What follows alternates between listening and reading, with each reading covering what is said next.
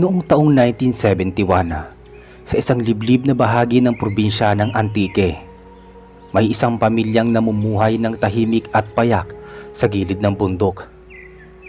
Wala silang sariling lupa, kaya't nakikitira lang sila sa maliit na bahay na yari sa kawayan at pawid. Itinayo ito sa pagitan ng mga puno ng saging at kakawate. Ang ama ng tahanan ay si Gregorio, 52 taong gulang. Madasalin at masipag. Kahit may rayuma at inuubo-ubo na, araw-araw pa rin siyang bumababa sa kabayanan upang magbuhat ng sako ng palay kapalit ng kaunting bayad. Ang kanyang asawa naman ay si Aling Vivian, isang tahimik ngunit matapang na babae.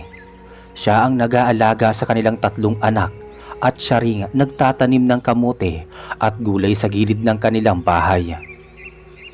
Ang kanilang panganay na anak ay si Jep-Jep, 18 taong gulang. Maalalahanin at tahimik si Jep-Jep.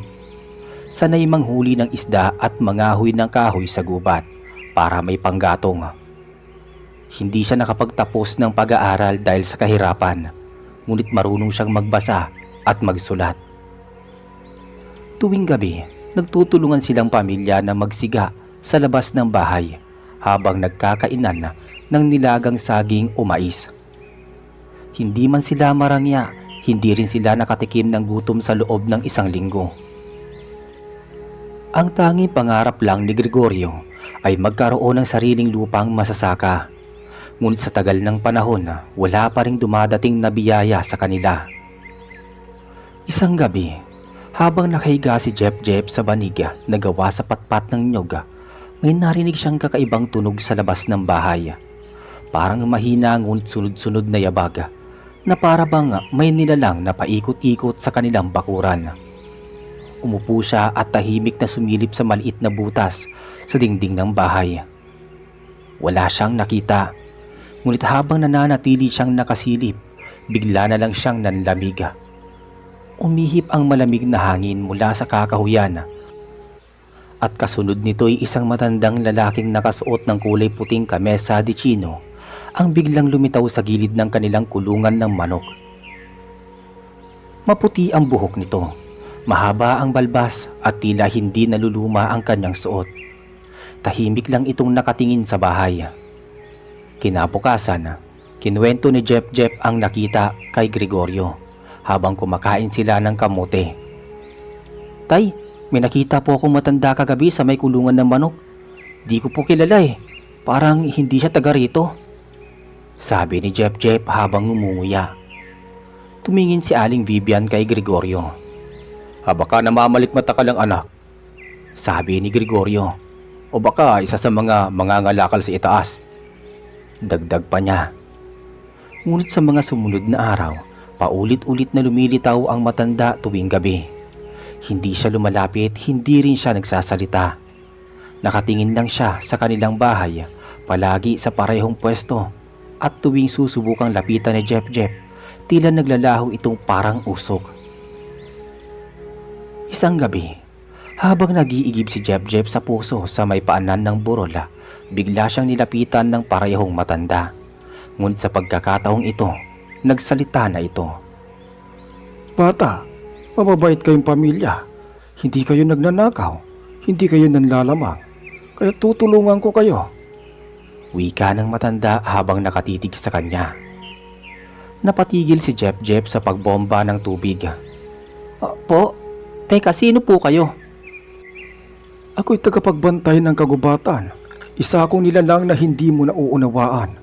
Ngunit huwag kang matakot, hindi ako masama," tugon ng matanda. Hindi nakapagsalita si Jep-Jep. Gusto niyang tumakbo ngunit tila parang may puwersang nagsasabing wag. "Bukas ng madaling araw magpunta ka sa likod ng inyong bahay.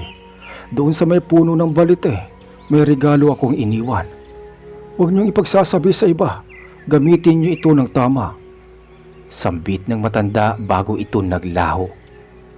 Pag-uwi ni Jep-Jep, ikinuwento niya agad ang karanasan kay Gregorio at Aling Vivian. Akala ni Gregorio ay guni-guni lamang iyon ng anak, ngunit tila may kakaibang pakiramdam si Aling Vivian. Parang naniwala siya. Kinabukasan, madaling araw pa lang, ay nagising na si Jep. Dahan-dahan siyang lumabas ng bahay at nagpunta sa likod sa may punong balite. Sa ugat ng puno may nakapatong na maliliit na sisidlang kahoy. May takip ito na parang batik ng isang matandang puno. Binuksan ni Jep ang sisidlan. Sa loob nito ay may 7 maliliit na butil ng bigas. Makikinis, makintab at tila kumikislap sa sikat ng araw. Ipinakita ito ni Jep sa kanyang mga magulang. "Nay, tay, ito po yung sinasabi ng matanda." Tinignan ito ni Gregorio. "Hindi ito pangkaraniwang bigas Parang may liwanag sa loob." Kinabukasan niluto nila ang 3 sa mga butil na iyon at hinati-hati nilang mag-anak. Hindi nila mapaliwanag kung bakit, ngunit pagkakain nila'y parang nabusog sila sa loob ng 2 araw. At hindi lang yon, nang magsimulang itanim ni Aling Vivian ang ilang butil sa likod ng bahay, bigla itong tumubo sa loob lamang ng 2 araw. Sa 3 araw, may mga bunga na itong palay na higit pa sa normal ang laki. Simula noon nagsimula na ring dumami ang ani nila. Ang mga pananim ay naging luntian, malago at namumunga ng labis-labis. Pati ang malapit na sapa ay nagkaroon ng maraming isda, kahit noon ay halos wala doon. Nagulat ang mga kapitbahay. Nagkakatinginan ang mga iilan. May ilan pa nga nagsimulang magduda. "Bakit parang biglang umasenso ang mga yan?" Bulong ni Tata Ibo sa kanyang asawa. "Baka naman may kinakausap silang kung anong nilalang," sagot ng asawa niya. Ngunit hindi nagpaapekto ang pamilya ni Gregorio. Patuloy pa rin silang namuhay ng simple at hindi nila pinagyayabang ang mga biyayang natatanggap. Pagkalipas ng ilang buwan, lumapit muli ang matanda kay Jep habang ito'y nasa gilid ng palayan. "Tandaan mo, bata, ang tunay na kayamanan ay hindi sa dami ng ari-arian, kundi sa kabutihang loob. Huwag kayong magbabago." Ngumiti si Jep. Hindi po, hindi kami magbabago. Salamat po kung sino man po kayo." Tumango ang matanda at tuluyang naglaho, hindi na muling nakita. Lumipas ang ilang linggo, patuloy na namuhay ng tahimik at masagana ang pamilya ni Gregorio. Ang dating taniman ng kamote at gulay ay ngayon naging malawak na palayan na may mataas na gintong mga uhay. Kahit hindi sila marunong sa pagnenegosyo, natutunan nila kung papaano makipagpalitan ng ani sa kabayanan. Nagulat maging ang ilang opisyal sa barangay.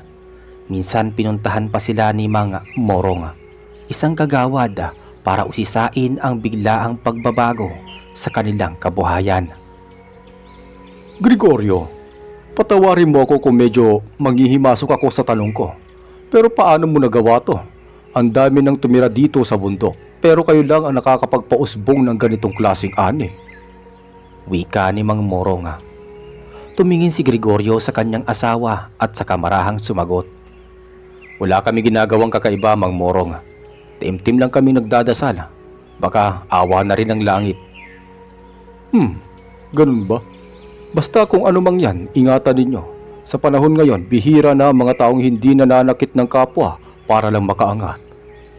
Tugon ni Mang Morong. Umalis si Mang Morong, ngunit mula noon napansin ni Jep na may mga matang tila palaging nakamasid sa kanila tuwing gabi. Minsan habang pinapaliguan niya ang kalabaw sa may poso, may mga yabag siyang naririnig sa damuhan, ngunit hindi. Paglingon niya, wala naman. Isang gabi habang natutulog ang lahat, si Jep ay nagising sa tila may hinang bulong mula sa labas ng bahay. Mga bulong na nagsasabing, "May tinatago sila. Hindi sila karapat-dapat. Ang dapat sa kanila mawala."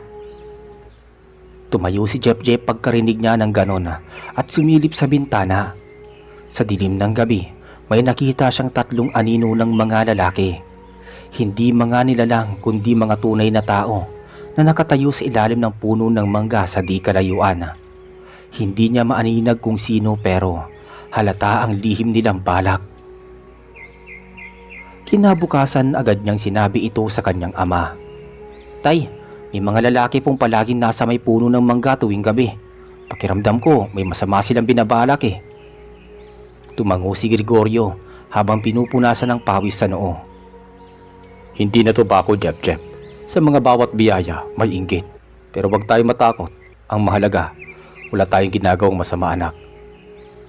Makalipas ang 3 gabi, habang tulog ang buong pamilya, isang malaking apoy ang lumamon sa bahagi ng kanilang palayan. Nataranta si Gregorio. Agad na tumakbo sa gitna ng kadiliman habang hawak ang balde ng tubig. Kasama niya si Jep at ilang mga kalalakihan sa baryo na dumating upang tumulong. Ngunit kahit anong gawin nila, tila mabilis na kumalat ang apoy na parabang sinadyang buhusan ng langis. Pagkatapos ng halos 2 oras, naapula din ng apoy. Ang kalahati ng kanilang ani ay naabo. Naupo si Aling Vivian sa lupa, hawak ang natirang uhay na tanim na bago ang mga dulo. Tila sinasadya na talaga nila. Mahinang bulong ni Aling Vivian. Kinabukasan, may dumating na matandang babae na nakasuot ng pulang saya at may daladalang supot ng tuyong dahon. Siya ay si Sonia, isang matandang albularya mula sa kabilang baryo. Dinala siya ni Tata Ibo upang tumulong na maglinis ng masamang espiritu sa kanilang bakuran. Napag-utusan akong dumaan dito. Hindi normal ang pagkasunog ng mga palay ninyo. May mga taong naiinggit sa biyayang taglay ninyo at pinagsabihan nila ng masasamang nilalang. Nagulat si Jep. Ano pong ibig niyo sabihin? May nag-ali ng itim na manok sa sapa kagabi. Ang layunin sirain ng grasya sa bahay na to, sabi ng albularya. Tumingin si Aling Sonia kay Gregorio. Gusto ko lamang kayong paalalahanan. Kapag nakialamang tao sa kung anong hindi para sa kanila, may balik. Pero huwag kayong matakot. May nagbabantay sa inyo. Yung matanda po ba sa gubat? Singit ni Jep. Ngumiti si Aling Sonia, saka tumango. Isa siyang tagapangalaga. Isa siyang engkanto ng kalikasan. Hindi siya basta-basta. Kung ginantihan kayo karapat dapat din kayong lumaban. Ngunit huwag sa paraang marumi, sabi ng albularya. Kinagabihan muli na namang dumating ang engkantong matanda kay Jep habang siya ay naguhugas ng kamay sa sapa. Bata, hindi lahat ay masaya para sa kabutihan ng iba. Ngunit hindi ko kayo iiwan. Narito muli ang aking regalo. Iniabot sa kanya ng engkanto ang isang maliit na palayok na gawa sa luwad. Sa loob nito ay may 3 pirasong itim na bato na tila makinis at may kakaibang kislap. Ilubog mo ang mga batong ito sa gitna ng inyong palayan. Hindi na kayo muling masasaktan ng apoy o tagtuyot. Ngunit tandaan mo, gamitin mo lamang ito para sa kabutihan. Kapag ginamit sa masama, kusang mawawala ang lahat. Pagka-uwi ni Jep, agad nilang inilagay ni Gregorio ang mga bato sa gitna ng lupa. Kinabukasan, laking gulat nila nang makita nilang may tumubong bagong uhay kahit wala pang 1 linggo mula nang masunog ang taniman. At hindi lang basta tumubo, mas malaki, mas luntian at mas mabango pa ito kaysa dati. Muling bumalik ang kasaganaan sa pamilya, ngunit habang sila'y nagpapasalamat sa biyaya, sa kabilang baryo may isang lalaking galit na galit habang pinagmamasdan ang lumalaking ani ng pamilya ni Gregorio. Yun ay si Antona, ang anak ng isang mayamang magsasaka, ay isa sa mga lalaking dati nagtatambay sa ilalim ng punong mangga. Bakit sila? Bakit sila ang nabibiyayaan? Wala nga silang sariling lupa Sigaw ni Anton na habang pinupunit ang lumang sako sa galit. Kung hindi tayo kikilos, mauubusan tayo. Maraming hindi alam sa paligid na ito. Marami pang nilalang sa gubat. Baka kailangan lang nating hanapin sila, sabi naman ng kasamahan niyang si Mang Murong.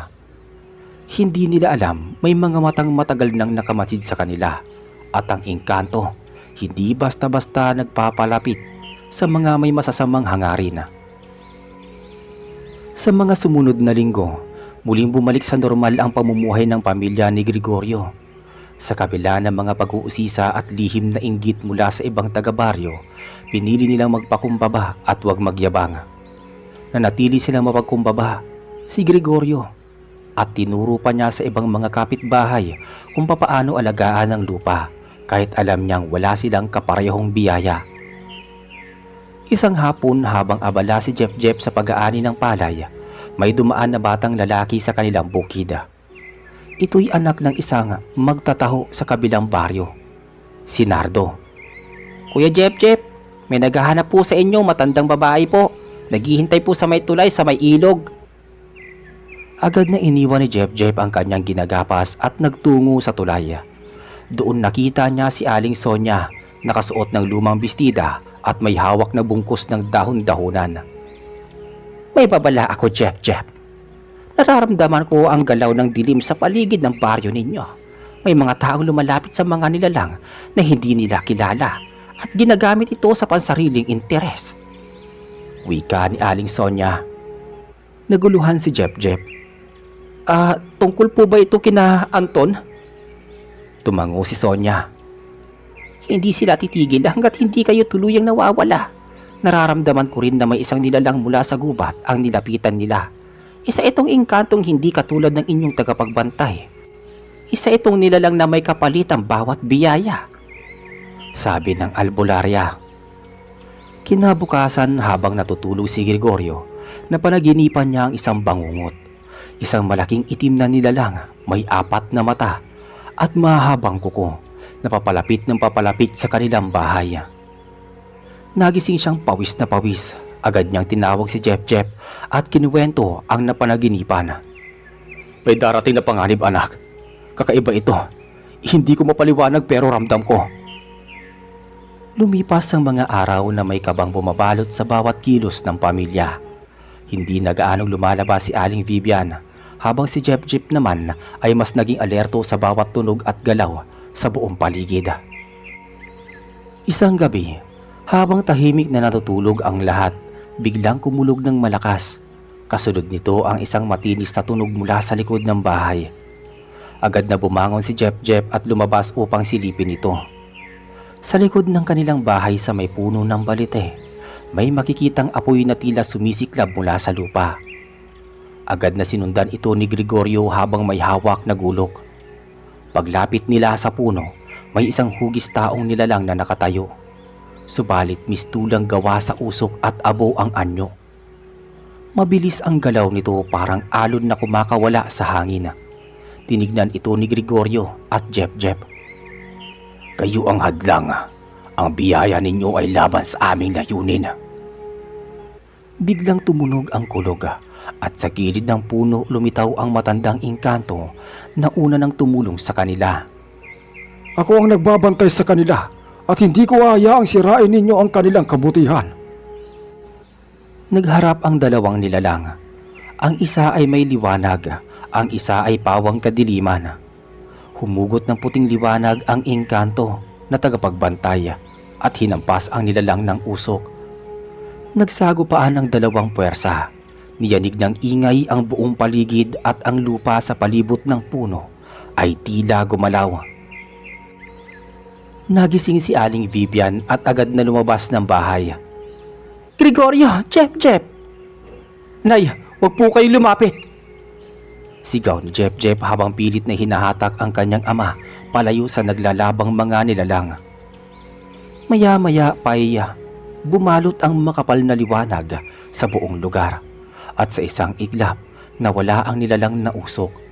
Naiwang nakatayo ang matandang engkanto at bahagyang nakayuko, tila ng hina. Hindi siya nag-iisa. May mas marami pa sa kanya. At sa likod nila, may taong may pusong batbat ng inggit at kasakiman. Bago ito tuluyang maglaho, iniabot nito ang isang maliit na bato kay Jeff. Ilagay mo ito sa ilalim ng inyong bahay. Ito ang magsisilbing harang sa anumang puwersa ng kadiliman. Isinagawa agad ni Jeff ang bili ng engkanto. Pagkatapos nito, tahimik na muling namuhay ang kanilang pamilya. Ngunit laging handa sa anumang pagsubok. Sa kabilang dako ng baryo, Si Anton ay mas lalong naging agresibo sa paghahanap ng ibang nilalang upang tumulong sa kanyang layunin. Nakumbinsi niya si Mang Murong na lumusong sa pusod ng gubat upang doon humingi ng tulong sa itim na nilalang na dating sinasamba ng ilang mangkukulam sa kanilang bayan.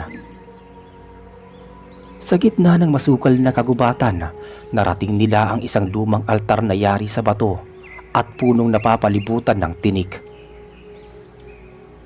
Dito raw nanananahan ang nilalang na kayang magbigay ng kapangyarihan kapalit ng alay.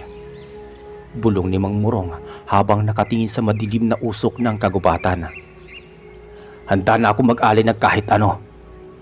Wika ni Anton, kahit buhay ng kalaban basta magtatagumpay ako.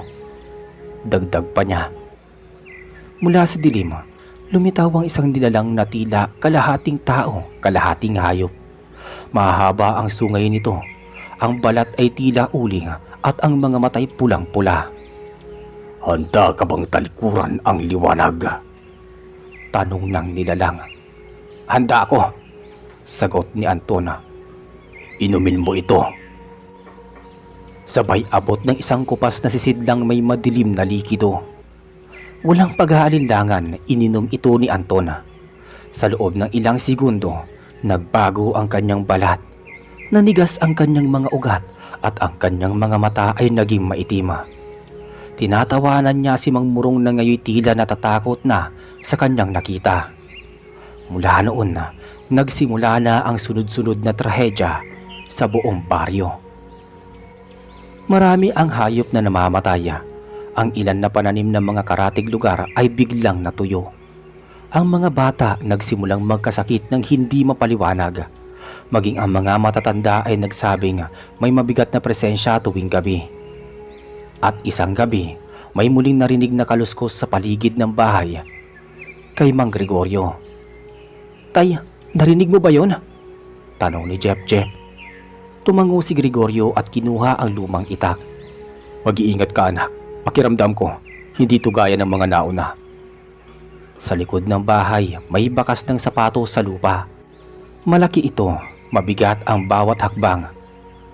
Habang sinusundan nila ito, napansin nilang papunta ito sa gilid ng ilog kung saan dating nagpakita ang engkanto.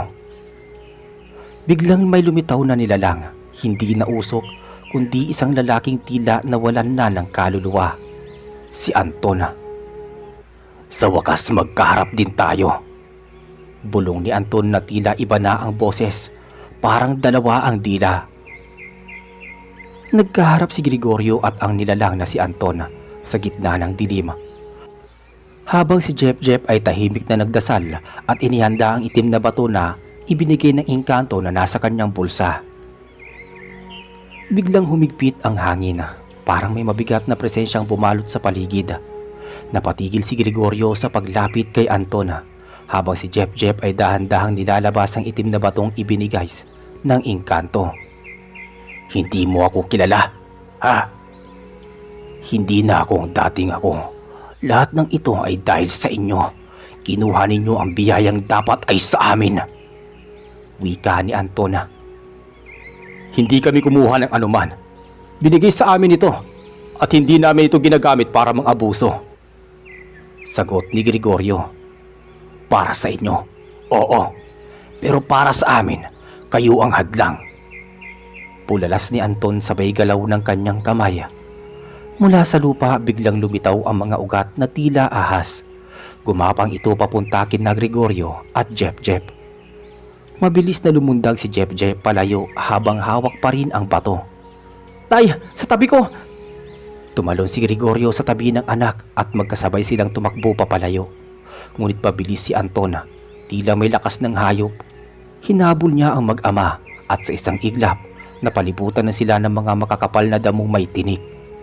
Hindi kayo makakatakas.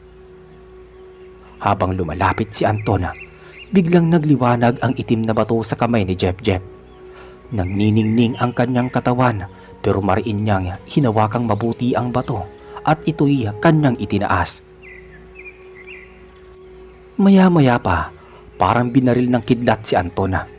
Napatras ito Nagsimulang sumigaw habang kumikirot ang kanyang balat na parang sinunog ng hindi nakikitang apoy. Lumiwanag ang paligid. Ang bato sa kamay ni Jep-Jep ay nagbitaw ng isang bugso ng liwanag na tumama kay Anton. Napaluhod ito at mula sa kanyang katawan ay lumabas ang itim na usok na tila buhay.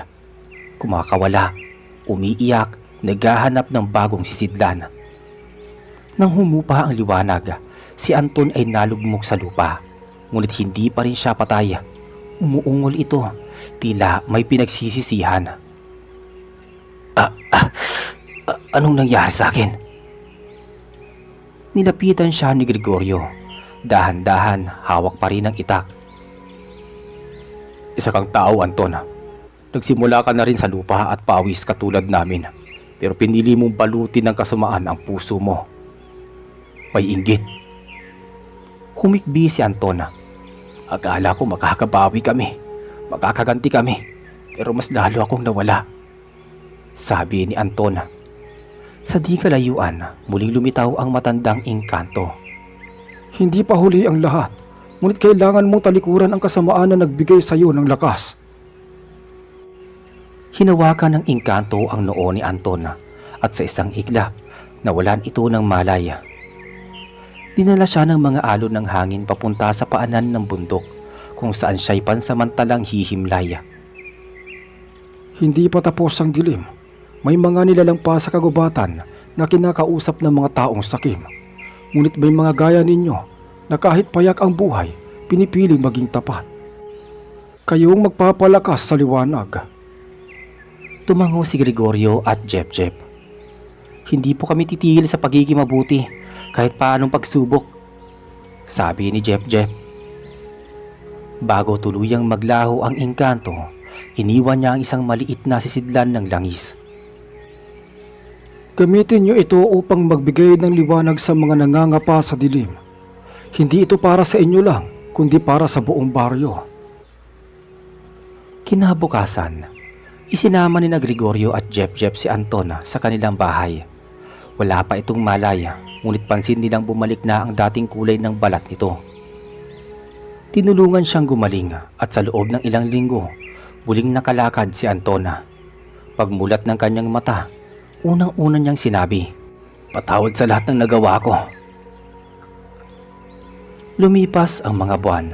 Ang biyayang bigay ng engkanto ay hindi na lamang nananatili sa pamilya ni Gregorio. Unti-unti nila itong ibinabahagi sa kanilang mga kapitbahay. Nagturo si Aling Vivian ng wastong pagtatanima habang si Gregorio ay gumagawa ng irigasyon mula sa sapa upang maabot ng tubig ang mga kalapit na taniman. Si Jep-Jep naman ay naging gabay sa mga kabataan ng baryo. Itinuturo ang kahalagahan ng kasipagan at kabutihang loob. Sa gitna ng bundok ng Antique, may baryong hindi mayaman sa ginto, ngunit sagana sa biyaya, pagkakaisa at kabutihan. At sa bawat gabi ng katahimikan, sa ilalim ng punong balite, may isang matandang engkanto na nakangiti habang pinagmamasdan ang liwanag na tinanggap ng isang pamilyang marunong gumamit ng tamang regalo. Makalipas ang 6 na buwan, tila naging tahimik muli ang baryo sa paanan ng bundok. Ang dating kalagim-lagim na gabi ay napapalitan ng liwanag ng lampara at halakhakan ng mga batang naglalaro sa may pila-pila. Muling nagbukas ang maliliit na pamilihan sa tabing ilog at dumami na rin ang mga nagtatanim sa paligid ng mga lupain. Ngunit sa kabila ng kapayapaang iyon, may iilang gabi na muling nakakaramdam si Jep-Jep ng hindi mapaliwanag na kilabot. Tuwing 2:00 na madaling araw, nagigising siyang tila may malamig na hiningang dumadaan sa kanyang batok. At tuwing lalabas siya upang silipin ito, ang ilaw ng kanilang lampara ay parang kusang napapatay. Isang gabi habang nakaupo siya sa may hagdang kawayan at nakatanaw sa palayan, may narinig siyang isang mahinang huni at tila hindi karaniwang ibon. Iniangat niya ang lampara at tinanaw ang direksyon ng ingay. Sa may dulo ng pilapil, may isang figurang tila nakaupo sa batuhan. Matangkad, payat at parang may mahahabang pakpak na nakatiklop. Hindi na siya nagpatumpik-tumpik pa. Agad siyang bumalik sa loob ng bahay at ginising si Mang Gregorio. Tay, may kakaibang nilalang po sa may dulo ng palayan. Hindi tao eh. Hindi rin hayop.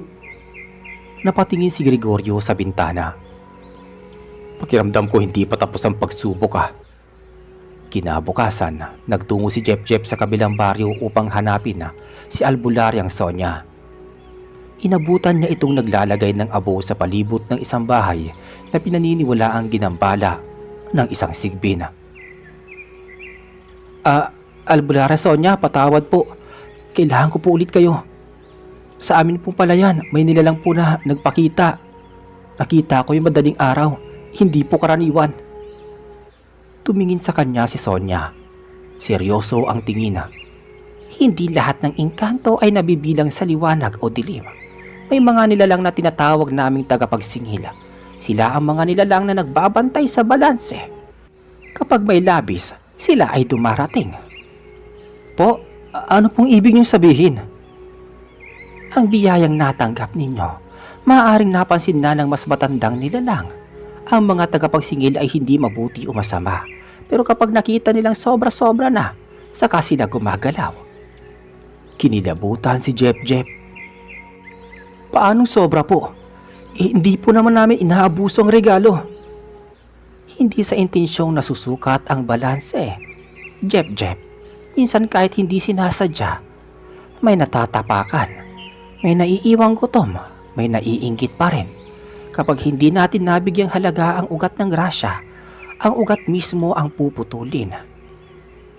Tahimik si Jep habang pinagmamasdan si Sonia. Ano pong dapat namin gawin? Kailangan ninyong kilalanin ang nilalang at harapin ito hindi bilang kalaban, kundi bilang tagapagtanggol ng balanse. Kailangan mong ibalik ang respeto sa pinagmula ng biyaya at kung kinakailangan isakripisyo ang bahagi ng tinanggap ninyo. Kinagabihan, muling bumalik sa may pilapil si Jep. Sa kanyang kamay dala niya ang lampara at ang maliit na palayok ng langis na ibinigay noon ng engkanto. Sa tabi niya ay si Mang Gregorio. Tahimik at handang tumayo anuman ang mangyari. Pagkarating nila sa dulo ng palayan, muling nagpakita ang nilalang. Sa liwanag ng lampara kitang-kita ni Jep ang balingkinitang katawan nito. May balat na tila pinagsamang kahoy at abo, at ang mga matay kulay abong asola. Hindi ito kumikibo, tila nagsusuri lang. Hindi kami tumito para manira ng balanse. Hindi namin hinihingi ang biyaya para yumaman. Ginagamit lang namin ito para mabuhay. Sabi ni Jep. Sa bawat grasya, may dapat na alay. Ang mga engkanto ng liwanag ay nagbibigay ngunit kailangan may bumawi ng labis. Hindi kayo ang problema, kundi ang kawalan ng kabayaran. Wika ng nilalang. Tumindig si Gregorio. Kung kailangan namin magsakripisyo, sabihin mo. Ilang segundo lang ang lumipas, bumuga ang malamig na hangin ng nilalang. Isang bahagi ng inyong ani, isang bahagi ng lupa. Alay ninyo tuwing huling buwan ng tag-ani, hindi para sa amin, para sa kagubatan, para sa mga nilalang na ginising ng balanse. Tumango si Jep. Magsasagawa kami ng pag-aalay taon-taon sa parehong araw nang nagsimula ang lahat ng ito.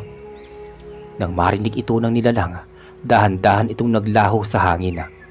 Naiwan sa hangin ng huni ng huling salita, na salitang balanse.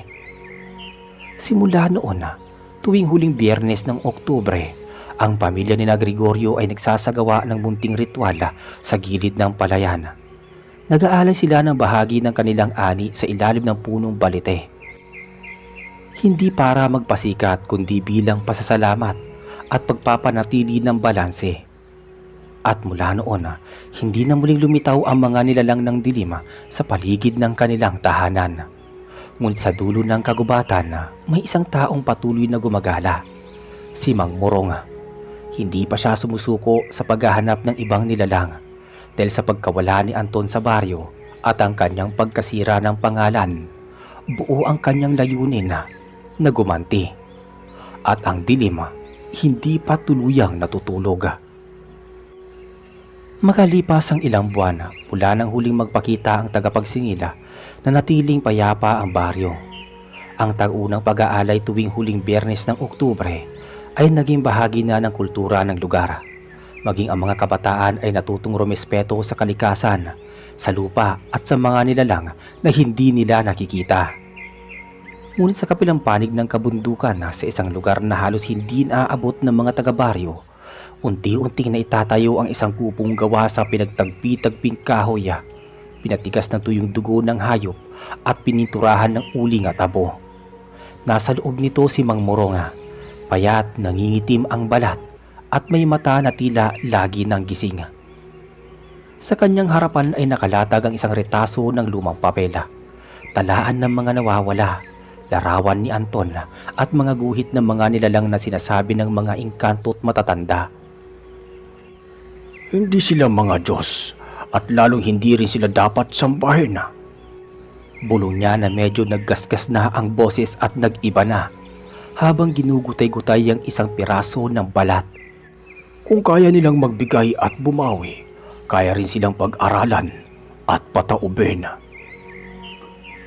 May bagong apoy sa kanyang dibdiba, hindi na paghanga o pagkasabik sa misteryo, kundi paghihiganti. Sa isang sulok ng kubo niya, isang sirang lampara ang nagningning. Mula ito sa baryo ni na Gregorio at sa ibabaw ng lamparang iyon ay nakaukit ang isang lumang salita. Hindi lahat ng biyaya ay galing sa liwanag. Minsan ang dilim ang nagtatakda kung sino ang karapat-dapat. Sa kabilang banda, patuloy na ginugugol ni na Jep at Gregorio ang mga araw sa pagtatanim at pagtuturo sa mga kabataan ukol sa kahalagahan ng lupa, ng hangin at ng tahimik na pamumuhay. Minsan, lumalapit pa rin sa kanila si Albularia Sonia upang alamin kung may pagbabagong enerhiya sa paligid. Sa ngayon tahimik pa, pero may gumagapang na sigwa sa kabilang panig ng kagubatan. Hindi ito engkanto, hindi rin tao. Parang pinaghalong galit at pagkaulila. Napatingin si Mang Gregorio kay Jep. Si Mang Morong ba? Sabay nilang nasambit. Isang gabi, tahimik ang baryo. Isang itim na uwak ang dumapo sa bubong ni Nanil Jep. Napasigaw ito ng walang tunog. Paglabas ni Jep, may nakita siyang nakasabit na supot sa sanga ng punong mangga. Sa loob nito isang baling piraso ng mutyang ibinaon noon na dating ibinigay ng engkanto. Pero ngayon kulay abo na ito. May mga bitak at tila buhay pa. Hindi na muling nakita si Mang Morong matapos ang huling gabi ng Nobyembre. Ayon sa sabi-sabi, nagsabog siya ng apoy mula sa isang ginawang anting-anting na tinunaw niya gamit ang galit, inggit at dugo ng isang puting kambing. Ang apoy na iyon ang siyang tumupok sa kanyang katawan, kasama ang bahagyang kaluluwa niyang hindi na mawari kung saan talaga kabilang, sa tao, sa engkanto o sa kadiliman.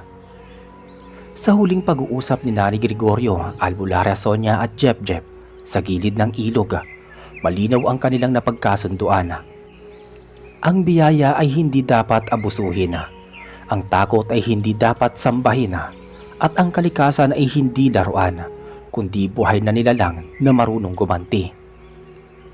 Lumipas ang mga taon na ang baryo ay nanatiling tahimik. Taon-taon nag-aalay pa rin sila ng palaspas, bigas at hinog na bunga tuwing Oktubre. Ngunit hindi ito isang alay ng takot kundi alay ng pasasalamat. Si Jep naging bagong tawagbantay ng kagubatan. Kahit wala siyang kapangyarihang engkanto, batid ng kalikasan ang kanyang layunin. Itinuring siyang anak ng lupa, at sa bawat pagpatak niya at pagtapak sa kagubatan, gumagaan ang hangin, gumaganda ang ani, at lumalalim ang gabi. Hindi sa takot, kundi sa kapayapaan. Si Gregorio naman ay naging guro sa mga kabataan. Nagturo tungkol sa kasaysayan ng kanilang lupa, tungkol sa tamang pakikitungo sa mga di nakikitang nilalang, at higit sa lahat sa paggalang sa pagitan ng mga mundo ng engkanto, espiritu at mundo ng lihim. Sa huling araw ng kanyang pagtanda, Isinulat ni Jeff ang kanyang huling paalala sa isang tabla na isinabit sa puno ng balete. At ang nakasulat sa tablang iyon ay ganito: kapag may dumating na dayo, tulungan. Kapag may humihingi ng gabay, ituro ang tamang daan. At kapag may sumira ng balanse, huwag patayin. Paalalahanan, dahil minsan, ang nawala sa dilim ay dating nagliwanag. At sa tuwing sasapit ang huling Biyernes ng Oktubre, sinasariwa ng mga bata at matatanda ang kwento ng engkantong naghatid ng pagkain ng gabay at ng paalala na ang tunay na gutom ay hindi laging laman ng tiyan, kundi uhaw ng kaluluwa sa pagkilala sa pag-ibig at sa liwanag.